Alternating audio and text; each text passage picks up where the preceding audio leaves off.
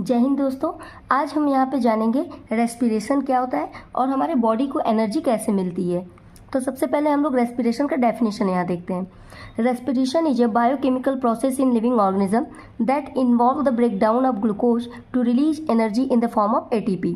Respiration एक biochemical process होता है लिविंग ऑर्गेनिज्म में, जहाँ पे ग्लूकोज का ब्रेकडाउन होता है और इससे हमें एनर्जी मिलती है। नेक्स्ट है टाइप्स ऑफ रेस्पिरेशन। दो तरीके के रेस्पिरेशन होते हैं, aerobic respiration and anaerobic respiration.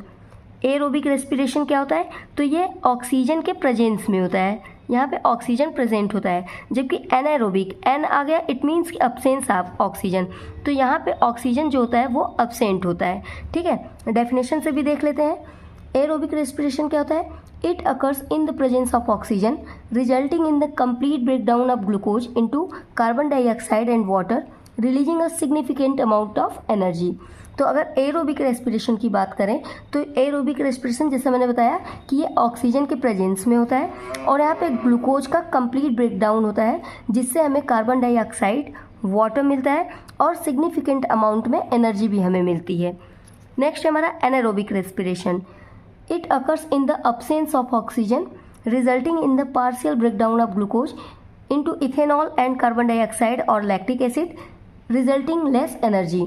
तो एनारोबिक रेस्पिरेशन आपके ऑक्सीजन के एब्सेंस में होता है और यहाँ पे ग्लूकोज का जब ब्रेकडाउन होता है तो हमें इथेनॉल, कार्बन डाइऑक्साइड या फिर लैक्टिक एसिड देखने को मिलता है और यहाँ पे जो एनर्जी मिलती है वो लेस अमाउंट में मिलती है।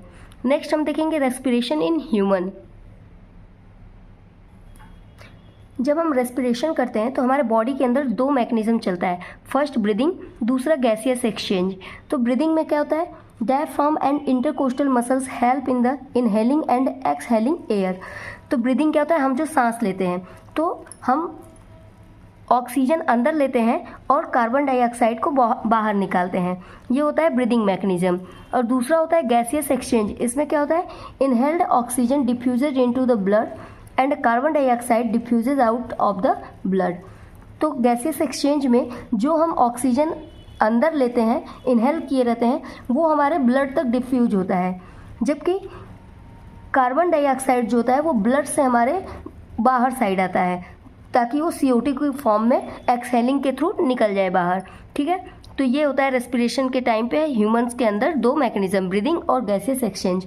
नेक्स्ट है हमारा topic break down of glucose by various pathway. यहाँ पे यदि हम देखें तो ये बताता है कि ग्लूकोज का ब्रेकडाउन कैसे, कहाँ होता है और किस टाइप से हमें एनर्जी मिलती है। ठीक है, तो देखिए यहाँ पे ग्लूकोज है, जो कि ये 6 कार्बन मॉलिक्यूल्स होता है ग्लूकोज। ठीक है, तो ग्लूकोज का ब्रेकडाउन हमारे साइटोप्लाज्म में होता है। जब भी ग्लूकोज का ब्रेकडाउन होगा साइटोप्लाज्म में होता है। तो ग्लूकोज के ब्रेकडाउन में हमें पायरुवेट मिलते हैं और कुछ एनर्जी रिलीज होती है। ठीक है, पायरुवेट जो होता है वो 3 कार्बन मॉलिक्यूल होता है। अब ये पायरुवेट फर्दर आपका एनर्जी को बनाता है। जब पायरुवेट का ब्रेकडाउन होगा, यदि पायरुवेट का रिएक्शन अब्सेंस ऑफ ऑक्सीजन में होगा, यानी वहाँ पे यदि ऑक्सीजन बिल्कुल नहीं प्रेजेंट है, तो पायरुवेट हमारा इथेनॉल, कार्बन डाइऑक्साइड में ब्रेकडाउन होगा और यहाँ पे एनर्जी रिलीज होगी। ठीक है, नेक्स्ट है हमारा लैक ऑफ ऑक्सीजन। यदि पायरुवेट लैक ऑफ ऑक्सीजन में आगे चल के ब्रेकडाउन हो रहा है, लैक का मतलब होता है कि कमी, ऐसा नहीं है कि बिल्कुल ऑक्सीजन नहीं रहेगा, कम मात्रा में रहेगा। ठीक है, ऐसा हमें मसल्स में देखने को मिलता है। तो लैक ऑफ ऑक्सीजन में जब पायरुवेट का ब्रेकडाउन होगा तो यहाँ पे हमें मिलेगा lactic acid plus energy release होता है। नेक्स्ट है अगर पायरुवेट का प्रेजेंस ऑफ ऑक्सीजन में यदि ब्रेकडाउन हो रहा है, जैसा कि हमारे माइटोकॉन्ड्रिया में देखने को मिलता है, तो यहाँ पे आपको कार्बन डाइऑक्साइड, वाटर मॉलिक्यूल्स और एनर्जी रिलीज होने को मिलता है। तो आप देख सकते हैं कि कैसे पायरुवेट अब्सेंस ऑफ ऑक्सीजन या lack of oxygen, presence of oxygen में कैसे ब्रेक डाउन कर रहा है। ठीक है, अब आपको कमेंट बॉक्स में बताना है कि इन तीनों रिएक्शन में सबसे ज़्यादा एनर्जी किस वाले प्रोसेस में मिलेगा। ठीक है, लाइक अब्सेंस ऑफ ऑक्सीजन में एनर्जी ज़्यादा बनेगी, या लैक ऑफ ऑक्सीजन में एनर्जी ज़्यादा रिलीज होगा, या फिर प्रेजेंस ऑफ ऑक्सीजन में एनर्जी सबसे ज़्यादा रिलीज होगा। इसका आंसर आपको कमेंट सेक्शन में ज़रूर बताना है। Thank you so much.